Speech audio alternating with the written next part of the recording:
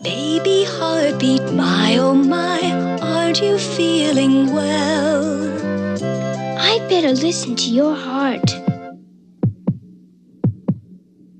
That's the way to tell. It's Kenner's Baby Heartbeat with toy thermometer and stethoscope, penlight battery not included. I can really hear your heartbeat. I'm glad you're better now. Baby Heartbeat with toy thermometer and stethoscope. She's from Kenner. There's a wild bunch of peanuts in every Snickers bar. Peanuts everywhere, wild peanuts. No matter how you slice it, it comes up peanuts. Peanuts and peanut butter nougat. Golden caramel. All covered in delicious milk chocolate. There's a wild bunch of peanuts in every Snickers bar. Peanuts everywhere. Wild peanuts! Snickers, no matter how you slice it, it comes up peanuts. It's hard to believe it, but Mad Magazine is still around. It's been around for 25 years, and it's now the 7th largest selling magazine in the country. It makes fun of everything and everybody, from movies and movie stars to politicians and presidents. Here's a look at the men who make Mad. There are 3 faces we have to get to know. This is Mad's public face, Alfred E. Newman. He's the world's most famous and well-preserved cover boy. But there are 2 other faces of Mad. Faces the readers never see. The first belongs to a man who has made honesty his best policy. We do everything in our power to make sure that the kids know what little they're getting for their money. That's a statement you probably won't hear from any other magazine publisher in the world. Bill Gaines sits in this small, cluttered office, the ceiling covered with blimps. And while he runs the business side of Mad, he is, first of all, Mad Magazine's biggest fan. I like to think that I'm the insanest one on the staff. The final face of Mad's successful threesome belongs to editor Al Feldstein. It's reported he makes more money than any other magazine editor in the country. You have to have a certain kind of sense of humor to enjoy Mad. You got to be able to laugh at yourself. You got to be able to realize that you're vulnerable to all kinds of idiocies and that you perform them yourself. I have a sneaking suspicion that Mad is successful because it reaffirms what people are feeling. But more often than not, what Mad is all about is movies.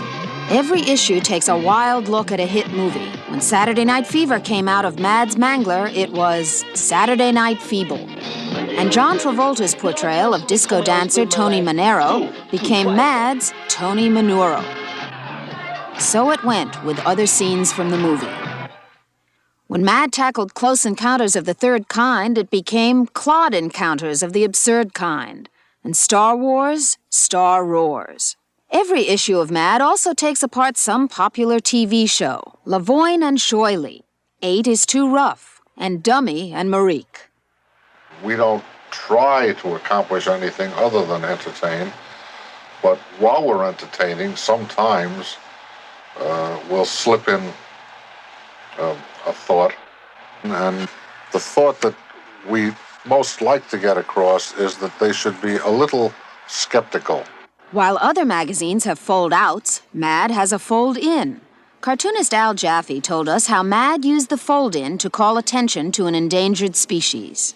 It starts out where you try to lead the reader down the primrose path by saying what competitive Russian and Japanese enterprise threatens total annihilation, and it shows a picture of a shopping bag full of Russian armaments and Japanese technological things.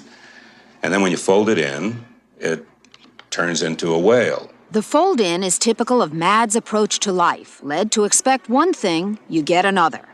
That's how most humor works, and Mad uses the technique to move a message. Save the whales.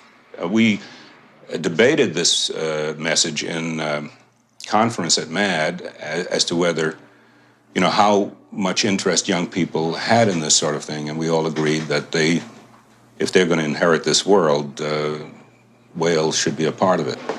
This is the rest of the Mad staff. These zany, slightly disorganized, but talented people put the magazine together, turning out a new issue of Mad every 45 days. If they could speed up the process, Mad could be a monthly. But the men who do the work say they just can't do it any faster. my final premise. The story ideas for Mad begin right here in Al Feldstein's office. If Consumer Reports put out a government issue, like Consumer Report tests aircraft carriers, Consumer Report tests nuclear missiles, okay? Oh, why don't we combine them? $4 billion on it, and they go... And they rate them? And they rate them, you know, like... I prefer the Poseidon 8.6 over the... Oh, that's funny. That's a funny idea. Sounds too practical. Too practical? Dick DiBartolo is a freelance writer. He gets paid when Mad buys what he writes. No sale, no salary. You can't do the TV also. Sure, I'll just take the work away from me. 3 kids, a family. Miss the deadline. My job is a pretty tough job because after having a conference with a writer and getting the idea down, when the script comes in, and of course this is an ongoing process, I have to lay it out so that I know how it's going to look visually in the magazine. Then the art department polishes Feldstein's layouts. Before a layout leaves the Mad offices, it goes back to editor Feldstein for his final okay. Oh boy, talk. We need some space for the artist. No more space. Then it's turned over to an artist. There are times when I can make up my own little characters as sight gags within a story. All those who had seen the Star Wars recognize these little characters. And what we would do at Mad was take it a little bit further and have the Flintstone in one of these gobs and Lucy of Peanuts in the other. Mort Drucker draws Mad's caricatures of celebrities. Here's Drucker drawing Rocky. The mouth is small, and it's the heavy eyelids. And then those black dots coming out of the pupils. Well, that's basically the way this would go. That, to me, is Rocky. Mad's Rocky, now Rockhead. People have been doing satire one way or another throughout the ages. The only difference is most of them wound up in dungeons, and we wind up on the newsstand. Is Mad changing or is the world changing? Mad's changing as the world changes. We are following what's going on. I don't think we'll ever run out of things to say. As long as there's insanity in the world, as long as we're abused by badly manufactured material, by poor television, by poor Hollywood motion pictures, we're going to have something to say. Kids are different today. They're so much more sophisticated. I don't think the average parent realizes how sophisticated their children are. I think the kids keep it from them. They don't want to shock them. One of the things that we do is we tell the truth. We don't fool around in terms of conning anybody. We admit that Mad's trash, and we tell them what it is, like it is, as far as the rest of the world is concerned, that they are facing, that they're going to be facing. And who better to face the world with than Alfred E. Newman, Mad's mascot?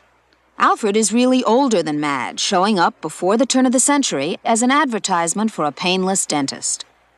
In 1956, Feldstein gave Alfred his name and decided to run him for president. And every 4 years, he runs him again. Between elections, Alfred, or a part of him, appears on every cover, setting the tone for Mad with a snicker instead of a laugh. Well, we like to think he also represents an attitude. And don't ask me what that attitude is, because I don't know. But I think that a youngster looks at Alfred and sees himself not responsible for this terrible world that he's been thrust into, and there's this grinning youngster who can take it, and so he likes that. Every month and a half, 2 million copies of Mad are printed, most sold not by subscription, but on the newsstands. At 60 cents a copy, the magazine takes in millions. But what makes Mad's huge financial success so unusual is that it carries absolutely no advertising. This is just the thing with me. I've always been against ads. It's a good thing to publish, if you can, without any outside help, so you're not beholden to anybody. But Mad's readers do read ads. Ads for products they'll never be able to buy. You a rich man? Yeah, I'm a pretty rich man. Is that Happily. important to you? Well, now that I'm rich, it's not important. It was. So that's Mad. And these are the middle-aged kids who've run it for a quarter century.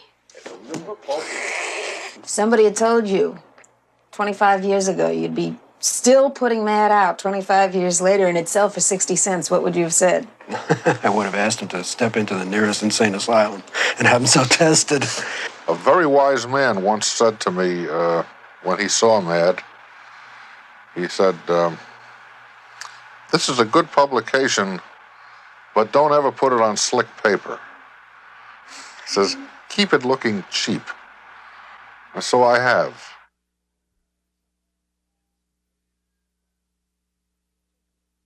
Where's Merlin? Where did it go? Janie's got it playing tic-tac-toe. Now where's Merlin? When last seen, it was out with Dad playing blackjack 13. Where's Merlin now? It's not there, it's out with Billy playing Magic Square. Merlin is a computer with personality. Plays 6 different games, talks with 20 sounds. 6 penlight batteries not included. Where's Merlin now? Better come clean. In the kitchen with Mom playing Music Machine. Merlin, new from Parker Brothers.